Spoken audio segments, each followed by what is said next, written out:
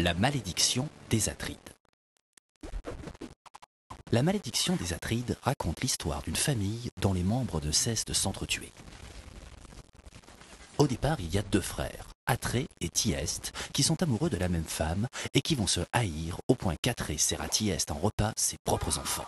Dévasté par le désespoir et la colère, Thyeste jette une malédiction sur Atrée et toute sa descendance, les Atrides. Ensuite, Thyeste a un nouveau fils, Égiste, qu'il pousse à assassiner Atrée. Alors, les deux fils d'Atrée, Agamemnon et Ménélas, vengent leur père en chassant Thyeste du trône de Lycène, et Agamemnon devient le nouveau roi. Mais les ennuis ne font que commencer. Ménélas épouse la belle Hélène, mais celle-ci est enlevée par le prince troyen Paris, ce qui va déclencher la fameuse guerre de Troie.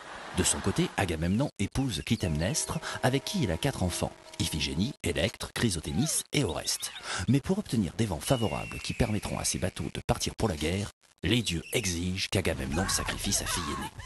La guerre de Troie dure 10 ans, pendant lesquels Clytemnestre, qui n'a pas pardonné à son mari la mort de sa fille, prend pour amant Égiste, l'ennemi de la famille.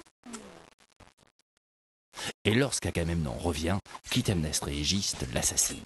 Alors Électre jure de venger la mort de son père, et elle pousse son frère Oreste à tuer sa propre mère et l'autre affreux.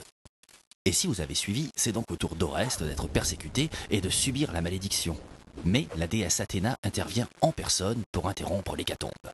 Oreste est pardonné, et c'est la fin de la malédiction des Atrides.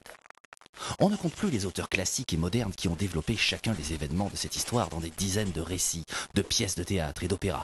La malédiction des Atrides exerce une véritable fascination. C'est la preuve par l'exemple de l'absurdité du cycle infernal de la vengeance et l'inspiration d'un nouveau concept à l'époque, la justice impartiale, qui finit par reconnaître à Oreste des circonstances atténuantes.